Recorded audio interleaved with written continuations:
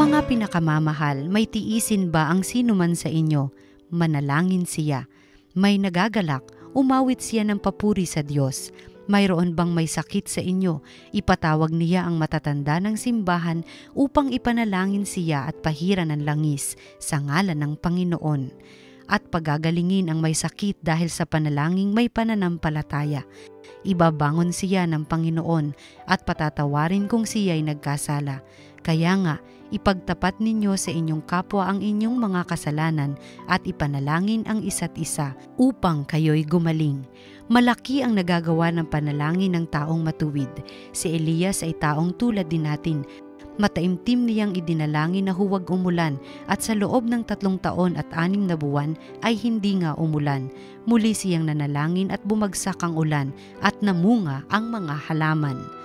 Mga kapatid, kung nalilihis sa katotohanan ng isa sa inyo at may isang nagpapanumbalik sa kanya, ito ang tandaan ninyo. Ang sino mang nagpapanumbalik sa isang makasalanan mula sa kanyang maling pamumuhay ay nagligtas ng kaluluwa nito sa kamatayan at sa gayoy napawi ang maraming kasalanan. Ang salita ng Diyos.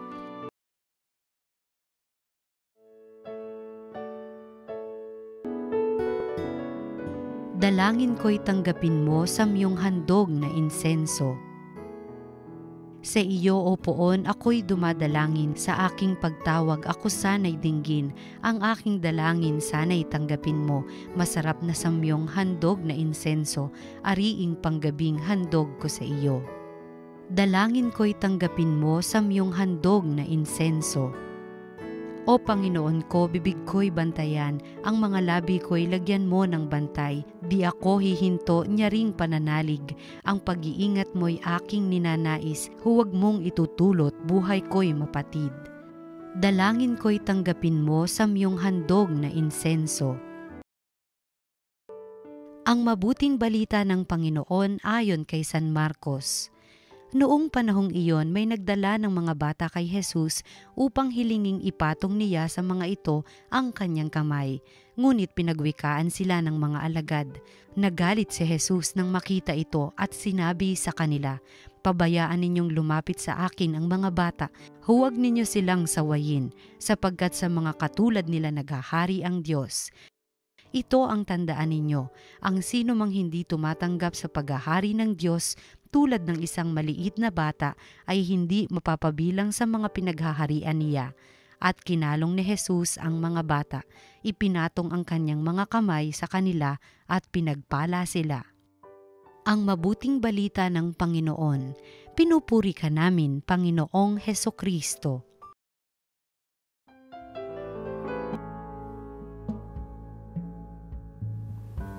Magandang araw po sa inyong lahat. Ako po si Father Herbie Santos ng Diocese ng Cubao. Welcome to Salita ng Diyos, Salita ng Buhay. Sa ating ebanghelyo, sinabi ni Jesus, ang sino mang hindi tumatanggap sa paghahari ng Diyos tulad ng isang maliit na bata, ay hindi mapapabilang sa mga pinaghaharian niya. Kaya naman, mga minamahal na kapatid, kung gusto natin makapasok sa kaharian ng Diyos, kailangan natin maging tulad ng mga bata. At paano natin gagawin yun? Isang beses, dumalo ako sa isang party at naroon ang isang cute na batang halos siguro 1 taong gulang lamang.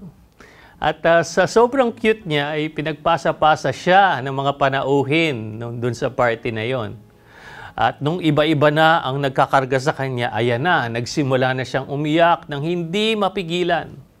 Walang makapagpapatahimik sa kanya hanggang sa yakapin siya ulit ng kanyang sariling ina. Nung siya ay nasa mga kamay na ng kanyang ina, tumigil ang pag-iiyak. Dahil para sa batang ito, okay na ang lahat sa mundo. Bakit? Dahil siya ay nasa bisig na ng kanyang ina na kanyang pinagkakatiwalaan.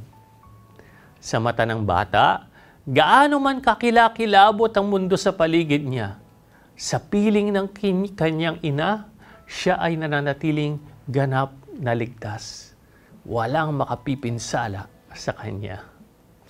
Ito ang saloobing nais ni Jesus na maisapuso natin tungkol sa Diyos nating Ama. Ano ang punto para sa atin ngayon? Kung nais natin makapasok sa kaharian ng Diyos, dapat tayong magkaroon ng matinding pagtitiwala sa Panginoon. Deep trust in the Lord. Mga minamahal na kapatid, dumarating ang panahon sa buhay natin na hindi na natin naintindihan kung bakit nangyayari sa atin ang mga di kanais-nais na bagay. At ang natitira na lamang ay ang pagsuko at pagpapaubaya natin ng lahat sa kamay ng Panginoon. Naalala ko nung isang beses, nung ako'y naging chaplain ng isang pilgrimage sa Holy Land, ilang araw bago magsimula ang biyahe, napakaraming biglang mga hadlang. Halimbawa, yung isang pilgrim nahulog sa restaurant, nasaktan ng paa, at inutusan ng doktor na magpahinga sa kama. Yung isa namang pilgrim nahulog sa shower, nasugatan ng kanyang tuhod. Yung isang pilgrim nagkasakit ng lagnat. Biglang kinansela ng airline yung isang flight at inilipat kami sa isang later flight na sobrang tagal na ang layover. At may mga last-minute requirement bigla ang airline na mahirap isumite. Ang travel agent na dapat mamuno sa amin ay na-assign sa ibang grupo. Ako mismo ay sumakit ang tiyan nang magsimula na yung biyahe. No? So, syempre, dahil ako ang pare, yung chaplain ng pilgrimage na ito, talagang nag-alala ako sa lahat ng aberya at problema. Kaya nanalangin ako sa Diyos. No? Ipinaubaya ko ang lahat sa Kanya. Sabi ko, alam mo Lord, pilgrimage mo naman ito eh. Nothing happens by accident.